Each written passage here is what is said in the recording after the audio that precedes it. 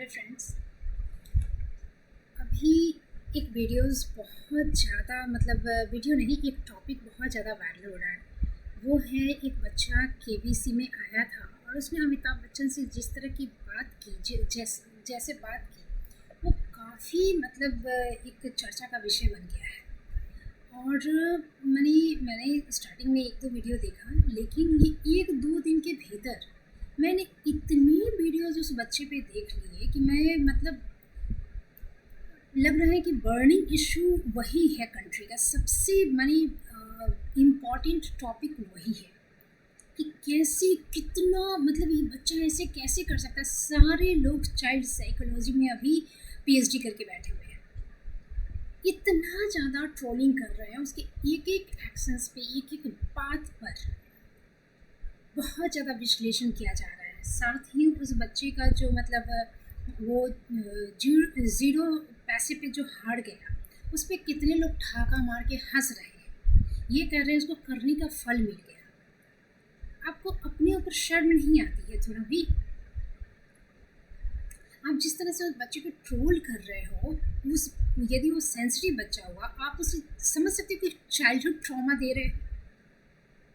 आप उसको एहसास कर रहे हो इस छोटे से एज में कि उसने कितनी बड़ी गलती कर दी।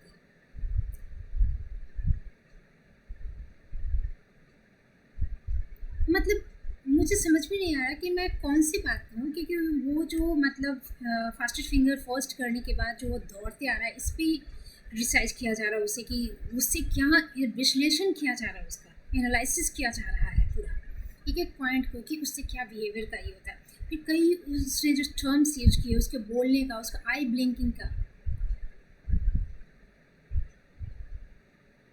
यू डोंट थिंक कि हमारे पास उससे इम्पॉर्टेंट टॉपिक बहुत सारे हैं। सबसे पहला बात तो कि आप उस बच्चे के पेरेंट्स की बात कर रहे हो।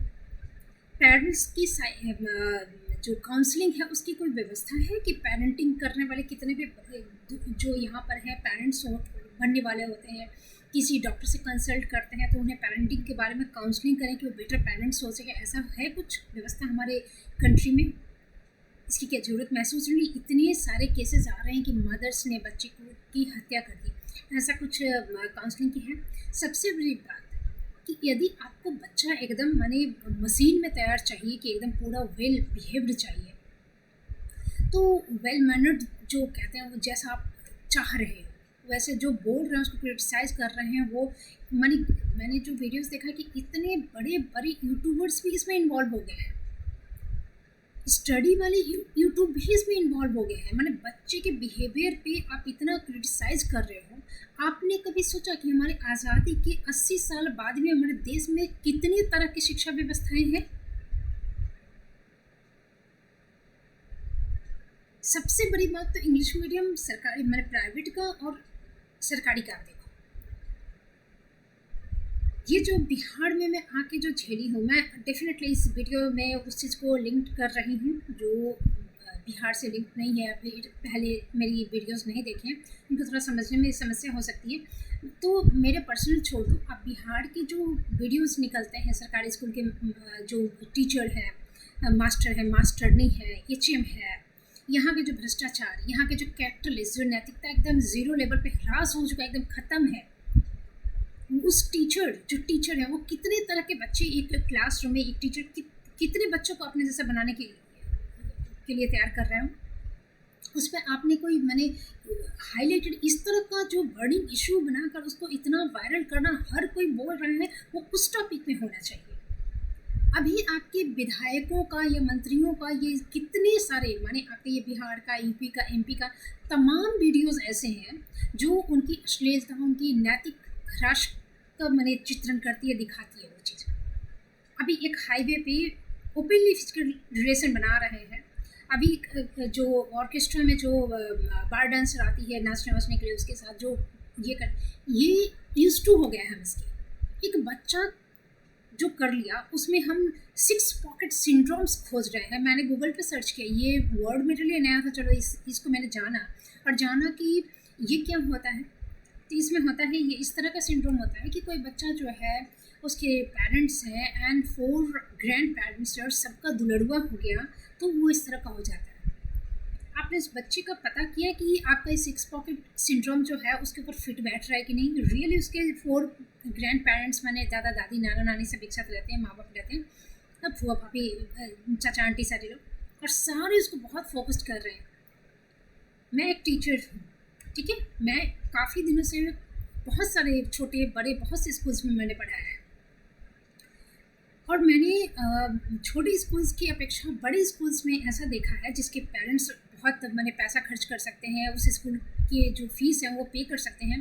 वैसे स्कूल्स में जिनका बड़ा बिजनेस है, ज़्यादातर बिजनेस ही होता है, ऑफिसर्स के भी पढ़ते हैं लेकिन उनके बच्चों में थोड़ा सा रहता है, लेकिन जो बिजनेस कर चुके हैं, जो पैसा करके खुद नहीं पढ़ पाए लेकिन उनके पास पैसा है कि आज वो अपने बच्चे को बड़े स्कूल में दाखिला दिला सकते हैं, वो घर में उतना ज़्यादा मैनर्स उतना जो, क्योंकि पीढ़ी दर पीढ़ी वो चीज़ें बढ़ती हैं, यदि एजुकेशन है तो ज़्यादा बढ़ेगा, मैनर्स है तो ज़्यादा बढ़ेगा। तो जो ज़ीरो लेवल पे आ रहे हैं, जो सिर्फ पैसा कमाए हैं, जो उनको बड़े स्कूल में पेरेंट्स नहीं पढ़े, तो वो ज़्यादातर चीज़ें बच्चों को नहीं सिखा पाते। ऐसे बच्चे टीचर्स के नाक में दम किए रहते हैं। मैंने ऐसे बच्चों को संभाला है। जब मैं डीपीएस कोलकाता के एक डीपीएस स्कूल में वहाँ पढ़ाती थी, तो क्लास 4 का एक बच्चा था जो पूरे स्कूल के जितने टीचर्स थे, जो भी उसकी क्लास में क्लास 4 में पढ़ाया, सबके नाक में दम करके रखा था। नामी बच्चा था, फेमस, हर टीचर के बदमाश बच्चे की श्रेणी में टॉप नंबर पर उसी का नाम रहता था। और मेरे जैसे मतलब सर लोग से तो थोड़ा सा हैंडल हो भी जाता था, मेरे जैसे टीचर से जिसकी वॉइस थोड़ी लो है उसका तो खून चूस जाता था पूरा।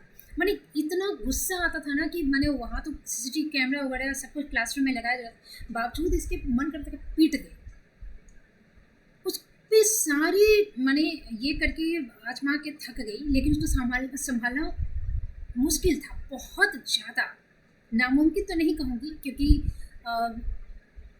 इनोसेंट था, जो भी कहो इनोसेंट था। इतना जो क्रिटिसाइज अभी किया जा रहा है ना, और ऐसे बच्चे बहुत ज़्यादा सेंसिटिव नहीं होते कि उसको 2 थप्पड़ मार दो तो वो एकदम जाके घर में कंप्लेन करेगा या फिर एकदम सारा दिन रोता रहेगा, नहीं, वो अभी मारो वो 2 मिनट बाद फिर वही बदमाशी करेगा। मुझे लगता है कि सेंसिटिव बच्चों से ऐसे बच्चों को पालना ज़्यादा माने रिस्क लेस रहता है, उतना ज़्यादा डेंजरस नहीं रहता। ये डांट भी खाते, खूब डांट खाते थे, इतना पनिशमेंट पाते थे, इतने पेरेंट्स कॉल होता था, बावजूद उसमें कोई सुधार नहीं था। और पढ़ने में भी मैंने बहुत एक्स्ट्रा ऑर्डिनरी था, एवरेज था, ऐसा नहीं था कि एकदम ज़ीरो लेवल का था। खेलने में आई थिंक वही बच्चा, हाँ, नेशनल लेवल तक वो गया था, 3rd रैंक होकर आया। तो किसी खेल में गया था, तो हमने अब तो तुम और नाक में दम करेगा, बहुत शैतानी करता। मैंने उसको जैसे रोटेशन होता था वहाँ बेंच पे बैठाने का, कि एक ही बच्चा हमेशा फर्स्ट बेंच पे नहीं बैठेगा, बट उसको मैं अपनी क्लास में सामने बुला लेती, एक बोर्ड पे कुछ एक वर्ड लिखाई, देखी, फिर भाग गया। अभी इस रो में बैठा है तो 5 मिनट में उस रो में बैठा, हमारी पूरी क्लास में वो घूमते रहता था, इतना बकबक करता था अननेसेसरीली, इतना बकवास करता था, मैंने बहुत शैतान था, छटपट जिसको कहते हैं ना वो। लेकिन ऐसा नहीं था कि जिसको कह सकते हैं आपकी डर्टी माइंड, नो, क्लास 4 का बच्चा था। ये जो बच्चा है जिसको आप कह रहे हैं कि अभी मुझ में वही बच्चे की छवि दिखाई दे रही है, और आप कह रहे हैं कि अमिताभ बच्चन के साथ ऐसे बोल दिया। आपके लिए अमिताभ बच्चन है, आपको पता है कि उनकी अचीवमेंट्स क्या है, उनकी फिल्में आपने देखी, उनकी एक्टिंग, उनके सीरियसनेस, उनका जो टैलेंट है वो आपने देखा, उसके लिए वो कुछ नहीं, वो अपने अंकल, अपने जो स्टेशनरी के अंकल है ना, जो बुक सेलर्स, उनके साथ भी वो ऐसे ही बात करता होगा, वो अपने ओन अंकल के साथ भी ऐसे ही बात करता होगा, अपने दादाजी के साथ भी ऐसे ही बात करता होगा। हो सकता है कि कहीं पे डांट भी खाता होगा, डेफिनेटली उसके स्कूल्स वगैरह में बहुत ज़्यादा वो पेरेंट्स कॉल ये सब भी होता होगा। और उस बच्चे का आप सोचिए कि जब केबीसी में कॉल हुआ होगा तो उसका कॉन्फिडेंस कितना बढ़ गया होगा, उसकी कितना एक बधाइयाँ कितनी मिली होगी, और बोला होगा सबको कि हाँ बहुत छटपट तो है लेकिन चलो आ गया, मतलब कुछ ना कुछ टैलेंट तो है, तब तो उसका कॉल हुआ, बाकी लोग तो वहाँ पहुँचने के लिए मरते रहते हैं। तो आपके लिए अमिताभ बच्चन है वो नॉर्मल है, वो उसके लिए बहुत ये नहीं है, वो जो गलत चलो तो ये ना, मतलब लूडो का खेल या फिर चेस का तो मुझे सब पता है, इतना मुझे नहीं लगता है कि उस बच्चे को जितना क्रिटिसाइज किया जा रहा है वो उस लेवल का डिज़र्व करता है। आप सोचो ना कि आप जितने वीडियोस बना रहे हो, जिस तरह से उसका ट्रोल कर रहे हो, जिस तरह उसका मजाक उड़ा रहे हो, जितना क्रिटिसाइज कर रहे हो, जितना उसका चेहरा दिखा दिखा के उसका नाम बता रहे हो, उसकी जो मतलब जितने और उसके कमेंट्स, आपके वीडियोस के कमेंट्स, उस बच्चे को यदि डिप्रेशन हो गया, उसने कुछ गलत कदम उठा लिया, तो उसका जिम्मेदार कौन हो? मुझे नहीं लगता है कि ये चाइल्ड केयर जो एनजीओज़ हैं या फिर जो मंत्रालय है, ये सब ये मुझे नहीं पता कि क्यों नहीं स्टॉप कर रहे इस चीज़ को। अभी एमपी ने यूपी में कुछ ऐसी घटना हुई थी कि एक सडन जो बैग सर्च करने का होता है स्कूल में, कि सारे बच्चों का आज बैग सर्च होगा, वो पहले से बताया नहीं जाता है, अचानक से कि बच्चे क्या करते हैं, क्या लाते हैं, ये सब फ़ोन उनको लाता है कि नहीं है। तो एक बच्ची जो पढ़ने में बहुत अच्छी थी, सबसे मैनर्ड थी क्लास में, उसकी सहेलियों ने जब बाद में स्टेटमेंट दिया तो पता चला उसके बैग से निकल गया कुछ प्रोटेक्शन का, कुछ एडल्ट का प्रोटेक्शन वाला कुछ मटेरियल निकल गया, और उसके कारण उसे स्कूल के सारे टीचर्स ने इतना मैंने बुलाकर सामने में उसको इतना डांटा, और शी वॉज वेरी सेंसिटिव। वो डांटने वाले टीचर्स को इतना सेंस नहीं था कि आप चाहो तो रेस्ट्रिक्ट कर दो ना, उस बच्ची को स्कूल से निकाल दो, उसके पेरेंट्स को खबर करो। किसी ने उसके बच्चे का बात नहीं सुना। एक दूसरा भी तो चीज़ हो सकता है ना कि हाँ सडन ये हो रहा है, किसी बच्ची ने या किसी बच्चे ने खुद को बचाने के लिए किसी के बैग में डाल दिया, ये भी नहीं कि उससे बदला लेने के लिए किसी के छिपा दिया या कहीं ये, तो वो फंस गई। ये भी तो हो सकता है कि इनोसेंट हो, ये बिना जाने उस बच्ची को इतना ज़्यादा मैंने टॉर्चर किया गया। वो सेंसिटिव थी, उसने स्कूल में ही 3-4 तल्ले से कूद करी, ये करी। तो अब ये जो चीज़ है, अब बाद में जितनी भी इसकी सेलिब्रिटी की, ऐसा हो ही नहीं सकता है। वो बहुत मैंने हम लोग थोड़ा बात भी करते थे पढ़ाई के दौरान, वो तो एकदम फोकस्ड रहती थी, दूसरे को टोकती थी। तो ऐसी बच्ची ऐसा काम करेगी जो इतना मैंने ये करती है, नहीं डांट पड़ेगी ऐसा मत करो, वो इतना बड़ा कदम उठाएगी ये सब चीज़ का। खैर दोनों चीज़ें होनी चाहिए, दोनों चीज़ समझ के आप चलिए। आप पेरेंट्स को बुला सकते थे ना, तो ये समझ आप में है नहीं, और आप सारे लोग मिलकर उसको क्रिटिसाइज कर रहे हैं। आज जो लोग उस बच्चे को क्रिटिसाइज कर रहे हैं, आपके हिसाब से तो इंडिया के हर बच्चे को फिर हॉस्टल में रख के पढ़ाना चाहिए, और ये सारे मैनर्स टीचर को सिखा के वहाँ भेजना चाहिए। ये जो टीचर के बारे में जो एमपी, बिहार और यूपी के तमाम वीडियोस आते हैं, ये 3 स्टेट्स के ही ज़्यादा आ रहे हैं जो मैंने देखा है, साउथ का नहीं आता है और दूसरे स्टेट्स का बहुत ज़्यादा नहीं। बट ये बंगाल का मैंने आज तक नहीं देखा। उसके साथ भाग गया, एग्जाम दिया, पति को छोड़ दिया, ये किया, और क्लासरूम में ऐसा हो रहा था। तमाम इस तरह की जो अनैतिक घटनाएं जो है, जो गिरे हुए चरित्र को दिखाता है, ऐसे टीचर्स पे आप कैसे टीचर कैसे बना दिए? ना तो बर्खास्त होते हैं, बहुत रेयर केसेस में सस्पेंड भी हो रहे हैं, कोई नाच रहा है, कोई रील्स बना रहा है, वहाँ पे आपका कुछ नहीं है। और सबसे बड़ी बात है कि हिंदी मीडियम आपका जो सरकारी है, ये सारी चीज़ें जो कर रहे हैं, ये कितने तरह के डिफरेंट लेवल की शिक्षा है, ये इस पर कभी चर्चा नहीं होती है। आज 80 साल हो गया आज़ादी के, लेकिन हमारे यहाँ 2 तरह के जितने सरकारी टीचर्स हैं वो सारे अपने बच्चों को प्राइवेट में पढ़ाएंगे, और जितने प्राइवेट के टीचर हैं वो ज़्यादातर कोशिश करेंगे कि हमारे बच्चे सरकारी में पढ़ लें, क्योंकि वहाँ अर्निंग कम हो रही है उनकी। सरकारी में पढ़ा उनको कुछ बेनिफिट्स मिलता है, प्राइवेट में पढ़ाते हैं जिसमें वो खुद टीचर है, वहाँ तो थोड़ा सा कुछ उनको रियायत वगैरह मिल जाती है इस तरह की। अदरवाइज उनका मैंने पैसा न होने के कारण वो मतलब बहुत ज़्यादा, जैसे सरकारी स्कूल के टीचर जो मैंने टॉप स्कूल्स में पढ़ाते हैं ना, प्राइवेट स्कूल के टीचर्स जिसमें अपना पढ़ाते हैं, अपना उसी में रखने की कोशिश करते हैं। छोटा मोटा स्कूल ही, यदि बड़े स्कूल में पढ़ा भी रहे हैं तो छोटे मोटे स्कूल में ही लेके रखते हैं, उतना एफर्ट नहीं कर पाते क्योंकि उनके पास उतनी सैलरी नहीं होती। और सरकारी स्कूल के जो टीचर्स यहाँ पे जो मैंने जो लेवल मैंने देखा, वो जो माहौल है, तो टीचर्स वैसे हैं तभी ना माहौल है। सारे टीचर्स यदि सिंसियर रहेंगे, नॉलेजेबल रहेंगे, यदि स्ट्रिक्ट रहेंगे, सब कुछ माने एकदम वेल मैनर्ड रहेंगे, तो ऐसा स्कूल का माहौल कैसे रहेगा? अब इसी घर से निकल के वो बच्चे वहाँ पे जो प्राइवेट स्कूल से वहाँ पढ़ रहे हैं, वहाँ के टीचर्स जो हैं, उनको आप कहोगे कि इनको संभालो। मैंने जैसे फेस किया था, जो मैं बताई कि हर तरह के बच्चे वहाँ आते हैं, तो आप क्या कहोगे? इन टीचर्स को नहीं, उन टीचर्स को, किसको ब्लेम करोगे? ये पेरेंट्स टीचर मीटिंग में भी आएंगे, इस तरह के जो सरकारी जो इस तरह के टीचर्स हैं जो पढ़ा रहे हैं अपने बच्चों को, जो मैंने देखा जो एक म्यूजिक बजाता हो तो वो डांस तो करेंगे, उनके स्टेप्स देखकर आप शर्मिंदा हो जाओगे। उनको ये नहीं पता कि कौन सा स्टेप हम चूज करें कि नहीं करें। तो ऐसे आप एक काम करो ना, एक तरह की शिक्षा व्यवस्था कराओ फिर। और यदि पूरी तरह से बदलाव करना है, जैसे यहाँ जाति धर्म हर घर की बात है, आप चाहो आप सोचोगे कि बच्चे उससे बचे रहे।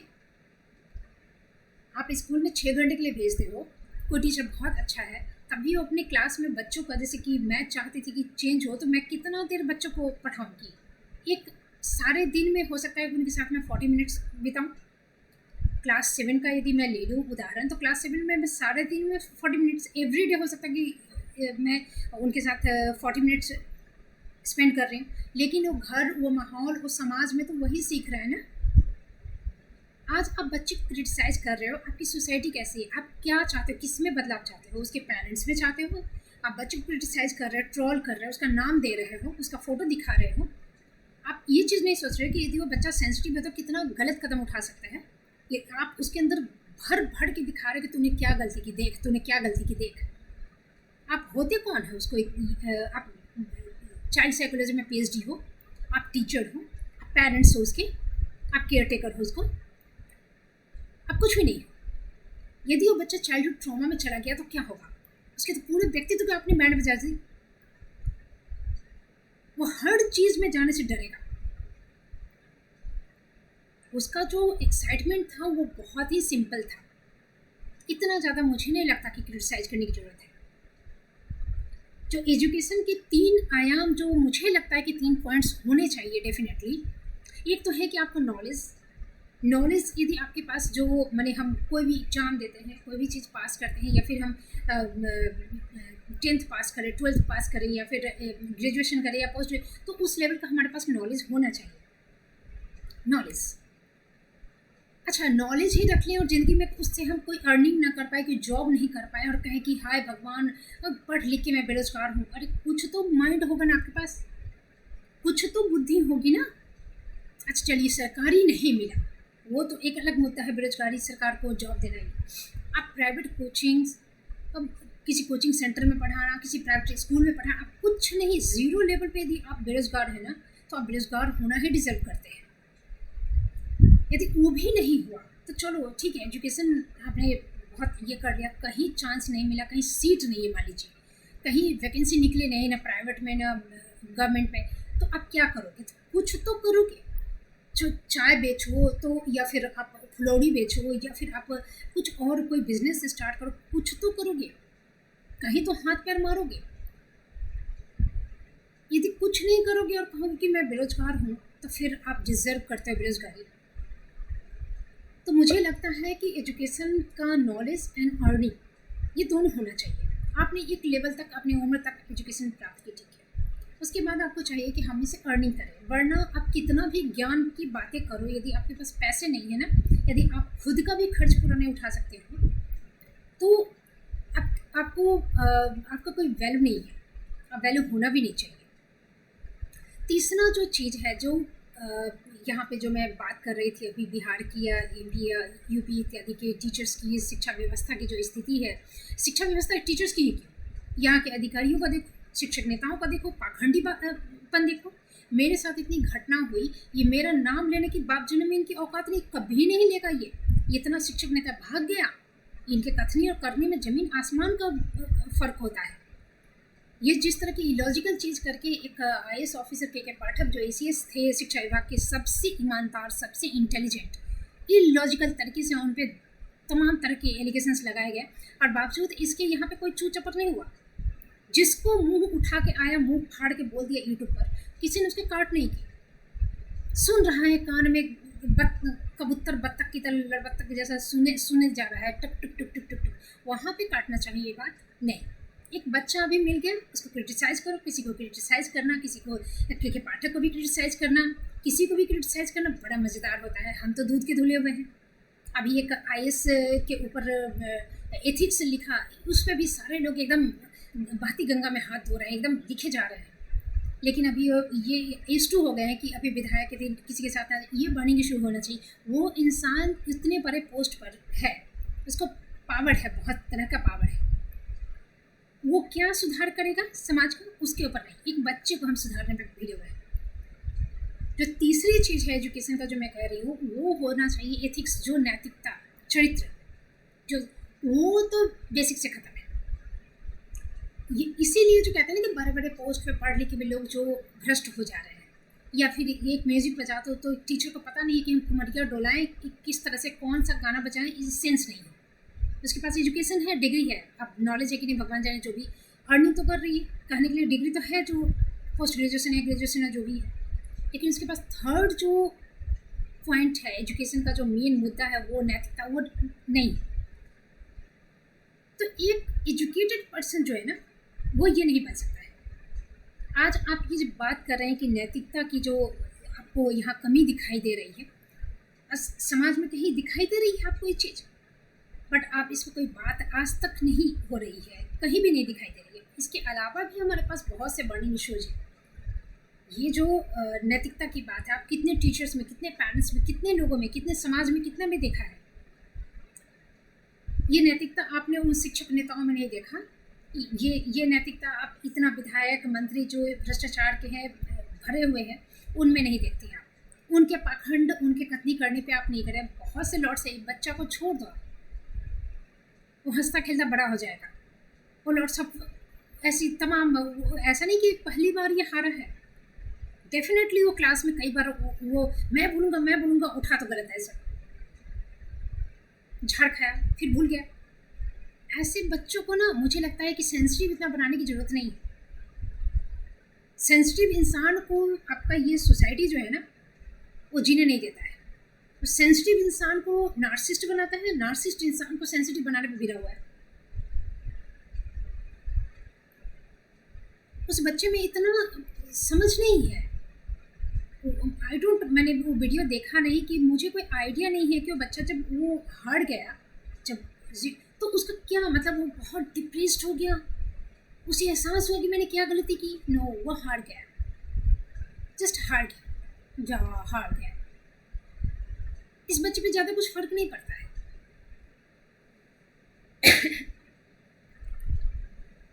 हम क्यों भिड़े हुए इस बच्चे को ज़्यादा फर्क पड़ाने के लिए? उसके पेरेंट्स के चेहरे पे बहुत ज़्यादा कोई तनाव नहीं था हारने के बाद भी, और जो मैंने थोड़ा सा क्लिप देखा था जो वायरल हो रहा है, और वो जो उस दौरान जिस तरह की बातें कर रहा हूँ उसके लिए आपको इतनी क्यों मिर्ची लग रही है सारे लोगों को? मैं उस बच्चे को डिफेंड नहीं कर रही हूँ, लेकिन मैं कह रही हूँ कि इससे पहले जितनी चीज़ें हैं, माने एक पुलिस जो है FIR नहीं रही है, वो बर्निंग इशू यहाँ नहीं है, कोई नहीं बोल रहा है, कोई नहीं।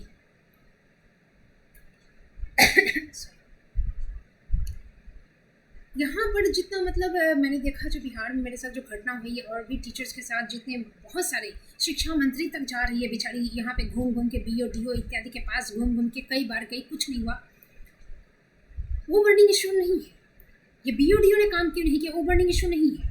एक चीज़ क्रिटिसाइज करना कि यहाँ शिक्षा व्यवस्था देखो, ये चमका के डांट रहा है पत्रकार, ये दिखा रहा है कि यहाँ स्कूल की व्यवस्था।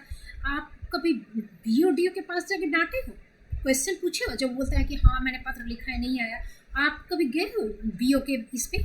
आप पत्र क्यों लिखोगे? आप माइक लेकर जाओ, घेरो उसको, नहीं जाओगे, क्योंकि वो तो खदेड़ देगा ना। उसके पास पालतू गुंडे रहते हैं, वो तो खदेड़ देगा। एक साधारण मिलता है HM, स्कूल का एक ये है, हाँ देखोगे, अरे मैडम को नहीं आ रहा है एप्पल किस पे नहीं, उसको चुना कौन? उसको पूछो ना जाके, वो कैसे चुना गई, वो कैसे टीचर बन गई, सरकारी स्कूल के टीचर। उसको 40-50 हज़ार वो जिम्मेदारी ली है कि 40-50 हज़ार हमको मिल रहा है, तो अब तो हमको एप्पल का स्पेलिंग, नहीं तो पत्रकार जी आकर हमको डांटेंगे, हमको सीखना पड़ेगा। मेन मुद्दा पकड़ने की आपकी बापजने में औकात नहीं है। आज एक बच्चे को पकड़ के बैठे हुए, इतना जो शिक्षक नेता सब जो घूमते रहता था बड़का बड़का भौंकते हुए, मेरे मामले में मेरा नाम लेने में उनके नाना, दादा, परदादा, छदादा सब मर जाते थे। बाप जन्म में औकात नहीं है मेरा नाम लेने की इतनी बार।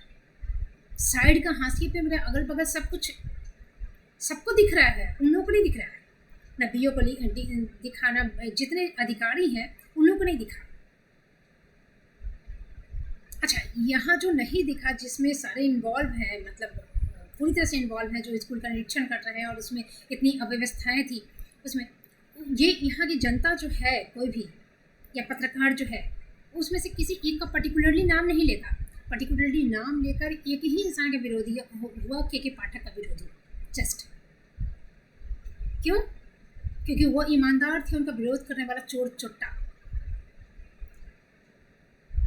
तो आज जो आप बच्चे को घेर रहे हो, तो सबसे बड़ी बात है कि आप अशिक्षित हो, आपके अंदर मैनर्स नहीं है। बच्चे को छोड़ दो, आप कोड देखो ना। छोटा मोटा कोई यूट्यूबर करता तो मैं इस पर नहीं बोलती, अरे बाप रे, सारे इसमें घुस गए हैं और सारे उस बच्चे की six pocket syndrome. Why are you talking on that? आप शिक्षा व्यवस्था के अंतर को देखो ना, इंग्लिश मीडियम, हिंदी मीडियम, सरकारी, प्राइवेट, आवासीय, हॉस्टल में रहना, सारी चीज़ें देखो ना। अब देखो कि कितने तरह के बच्चे पैदा हो रहे हैं, कितने तरह के लोग उत्पन्न हो रहे हैं, उस पर आप कभी नहीं बोलोगे।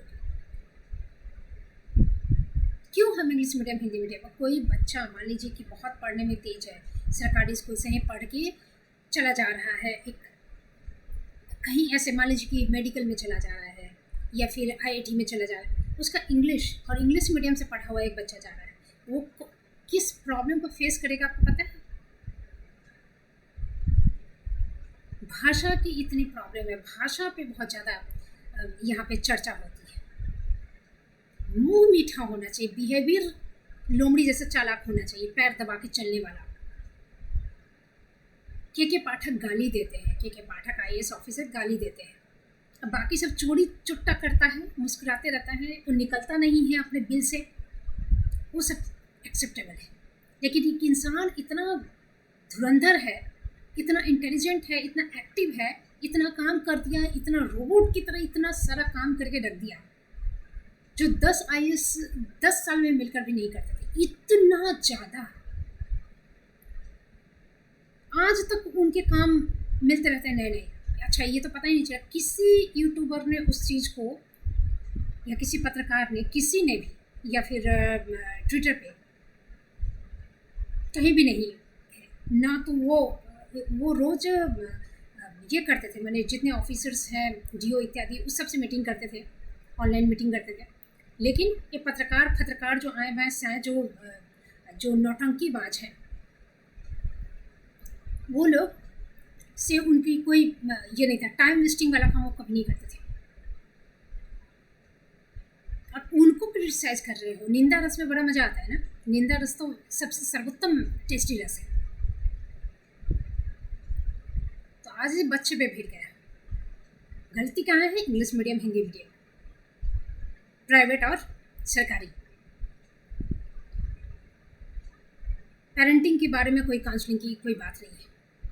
बच्चे यदि डिप्रेस्ड हो रहे हैं तो उसकी काउंसलिंग की भी कोई उचित व्यवस्था यहाँ पे है नहीं। भ्रष्टाचार जो समाज में फैला हुआ है, नैतिकता जो चरित्र का माने गिरावट जो है, उस पर कोई चर्चा नहीं है। लेकिन एक बच्चे ने अमिताभ बच्चन से कैसे ऐसे बात कर ली, उसे नहीं पता है कि अमिताभ बच्चन है, इतने बड़े स्टार है। उनकी दीवार फिल्म आई थी, इतनी हिट हुई थी, इनकी शोले फिल्म आई थी।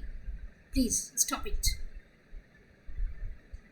जब मैं डीपीएस में गई थी तो मुझे कई चरणों से गुजरना पड़ा था। रिटन एग्जाम था, फिर डेमो था, फिर ये था, वो था, काफ़ी चीज़ें। तो उसमें एक क्वेश्चन आया था कि यदि कोई बच्चा आपके पास आए और वो ऑलराउंडर है, हर चीज़ में फर्स्ट आता है, और वो कहे कि मुझसे बेटर कोई कर ही नहीं सकता है, आई एम द बेस्ट, तो आप उसको क्या कहो? तो वही चीज़ जो मैंने अभी कहा कि शिक्षा के 3 जो रूप होते हैं, उसमें एक तो मैंने आपका जो है कि एजुकेशन होना ही चाहिए, जो कि उसके अंदर है कि यदि वो हर चीज़ में बेस्ट है, टॉप हो रहा है तो, या हो रही है तो। और दूसरा है कि अर्निंग जो एजुकेशन लाइफ में तो ये नहीं है, अब उसको नहीं देखा जा सकता। लेकिन यदि कह रहा है कि मेरे से बेटर कोई हो नहीं सकता, आई एम द बेस्ट, तो ये नैतिकता में कमी है। और तब वो पूरी तरह से एजुकेटेड नहीं है। 100 नंबर उसको एजुकेशन में नहीं दिया जा सकता। शी और he is not 100% educated, you can't say that. तो ये जो मैंने वहाँ पे कहा कि मैं उससे बताऊँगी कि हाँ, आप बिल्कुल फर्स्ट आते हो, लेकिन आपको 100 नंबर नहीं मिलेंगे, आप you are not the best. क्योंकि पोलाइटनेस, नैतिकता, मर्यादा वो भी एजुकेशन का ही एक पार्ट है। यदि उसमें आप जो कह रहे हैं कि आई एम द बेस्ट, दूसरों को कहने दो, आप मत करो। आप अपना परफॉर्मेंस दो, आप अपना परफॉर्मेंस दोगे तो दूसरे कहेंगे। यदि आप टॉप में हो, यदि आप बेस्ट हो, तो आपको कहने की क्या जरूरत है?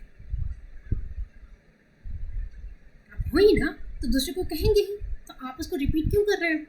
यदि आप रिपीट कर रहे हो तो आपके 100 जो एक्यूरेसी है उससे कम जाएगा। क्या ज़रूरत है? ये कहीं ना कहीं आपके अहंकार को दिखाता है।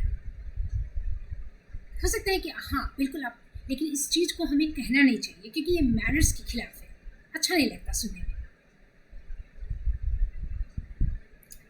तो यही बात है कि यहाँ पर जो माने जो चीज़ें हैं हमारे सोसाइटी में, जो बदलाव की ज़रूरत है, उसमें नैतिकता की बहुत कमी है।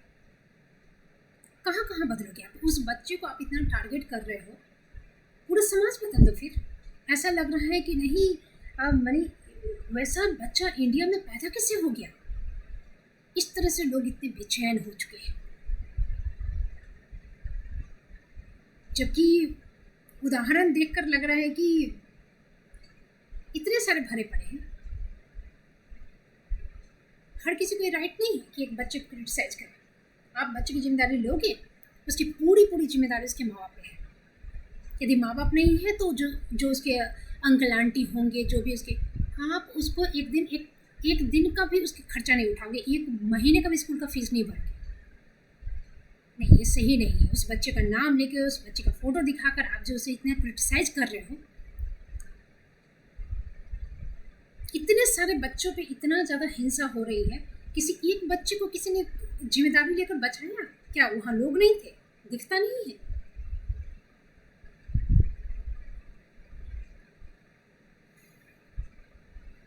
ज्ञान देना बहुत आसान है, किसी की जिम्मेदारी उठाना बहुत माने नामुमकिन है। तो प्लीज़ ये क्रिटिसाइज करना स्टॉप कीजिए। जितना आप हो सकता है बहुत ज़्यादा ज्ञानी हो, अपना ज्ञान दूसरे इश्यूज़ में लगाइए जो ज़्यादा बर्निंग है, जो ज़्यादा इम्पोर्टेंट है। तो मुझे लगता है कि उस बच्चे का जो मतलब ठीक है हार गया, उसमें इतना तालियां बजाने की भी ज़रूरत नहीं है प्लीज़। मुझे वो बहुत ही इनोसेंट लगा क्योंकि मैंने ऐसे कई बच्चों को हैंडल किया है, कई बच्चों को पढ़ाया है। यहाँ जो नैतिकता की बात मैं कर रही हूँ, सरकारी स्कूल में भी मैं पढ़ाई हूँ, जो 6 महीने मैंने पढ़ाया।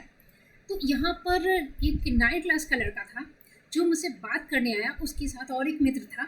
वो दोनों मतलब मैंने उसे किसी गलती के लिए शिकायत के तौर पर बुलाया था उसकी क्लास लेने के लिए। मैं स्टाफ रूम में बैठी हुई थी, मैंने किसी को कहा कि दोनों को भेजो, तो नहीं उसको भेजो, और उसके साथ उसका मित्र भी आया था। जब मैं उससे बात कर रही थी तो उसको देखने का तरीका जो था वो मेल टाइप का था। It was not like a student a boy.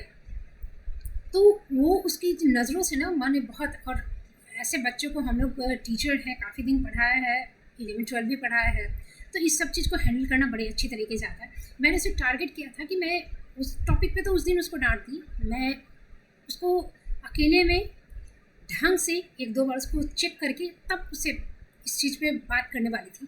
But उसके बीच ही जो यहाँ पे घटना घटी थी, हरिजन एक्ट वगैरह में मुझे जेल भेज दिया गया। उसके बाद तो उस स्कूल में मुझे जाने ही नहीं दिया गया।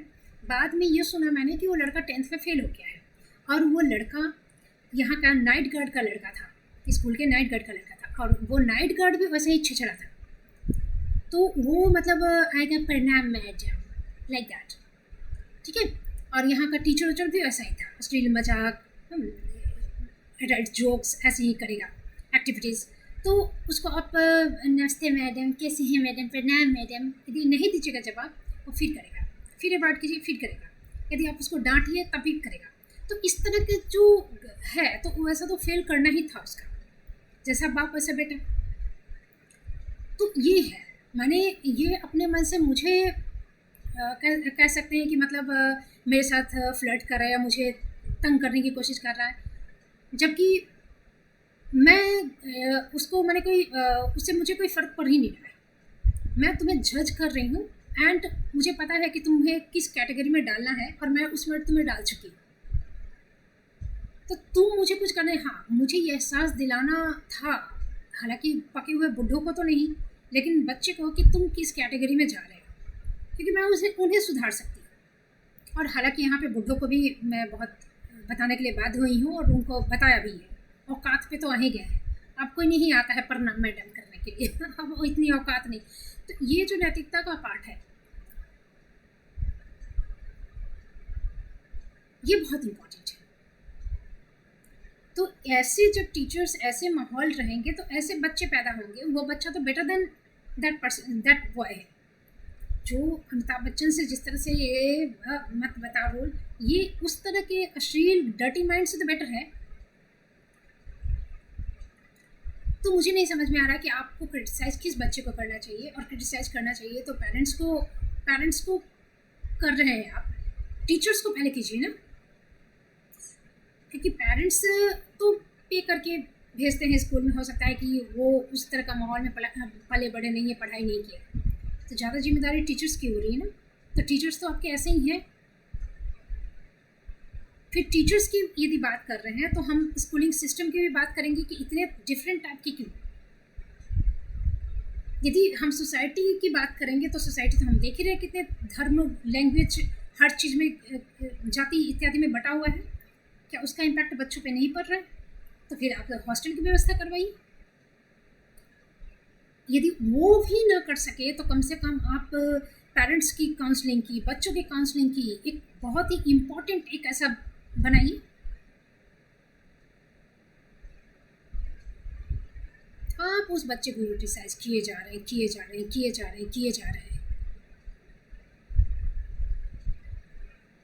लेकिन उसमें सुधार क्या, कहाँ, कैसे? और सारे लोग इस चीज़ का जिम्मेदारी उठा ली है कि उसको हम सुधार के छोड़ेंगे। पहले सुधार अपने आप में कीजिए। यदि हम किसी एक पार्टी को लेकर हम यूट्यूबर बने हुए हैं, पत्रकार बने हुए हैं, तो उस पार्टी की जघन्य से जघन्य अपराध को भी हम नज़रअंदाज करके चलते हैं, फांसी पर रख के चलते हैं उसको।